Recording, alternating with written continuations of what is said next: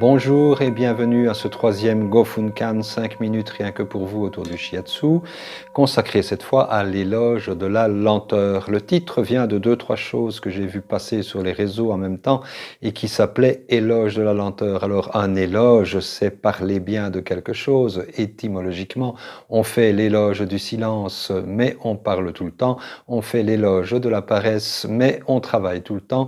Et on fait également l'éloge de la lenteur, alors qu'en fait, vite fait, mal fait.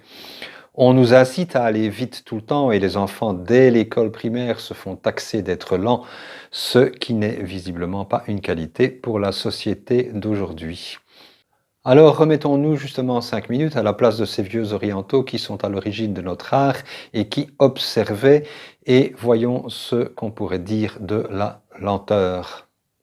Alors, si on considère les différents règnes qui constituent notre belle planète, nous voyons que tout se développe à des rythmes différents. Le règne minéral, par exemple, va avoir une durée de vie très longue. Une pierre semble inaltérée pendant quelques millions d'années.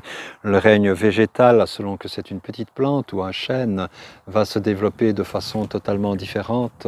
Le règne animal, les petits animaux vivent finalement assez peu et ont un rythme cardiaque assez rapide, tandis que une baleine, par exemple, a un rythme cardiaque très très lent et l'humain, arrivant tout au bout du règne animal, a un petit peu le choix de la façon dont il souhaite vivre, même si sa vie est délimitée dans une période plus ou moins précise, eh bien, on aura le choix de vivre vite ou de vivre lentement et malheureusement, on constate que très souvent, l'humain fait les mauvais choix.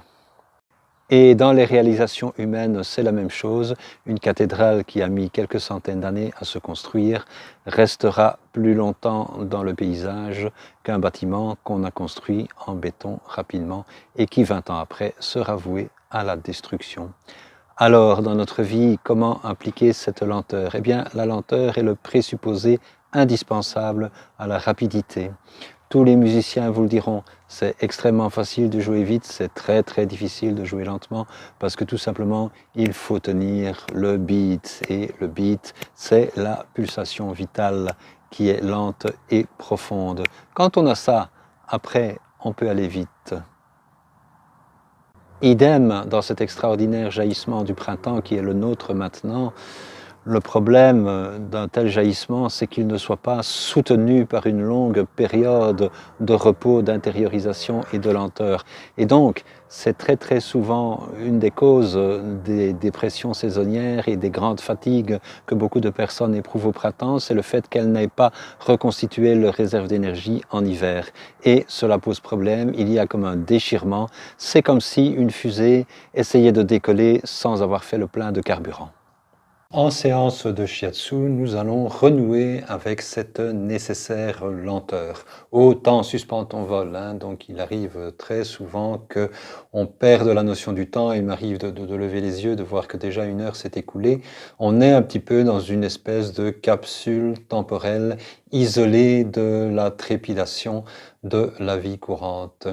Et non pas qu'on va, pendant toute la séance, faire des pressions très lentes, ça va dépendre de la nécessité qui est là sous nos mains, mais on s'aperçoit en tout cas si on mesure le rythme cardiaque avant et après la séance qu'il y a très très souvent une descente selon la personne entre 10 et 20 pulsations par minute. On rentre donc dans ce tempo lent dont je parlais tout à l'heure à propos de la musique et qui va nous assurer une plus grande tranquillité et à terme aussi une plus grande longévité.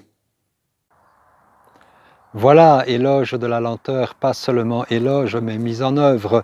Je vous invite à voir comment, quand dans votre vie, vous pouvez renouer avec plus de lenteur, faire les choses plus lentement, plus profondément, avec plus d'attention. On nous dit dans le shivaïsme ceci à propos de la lenteur, je vous lis, la lenteur apaise le mental et le fait qu'il y ait un mouvement empêche une fixation.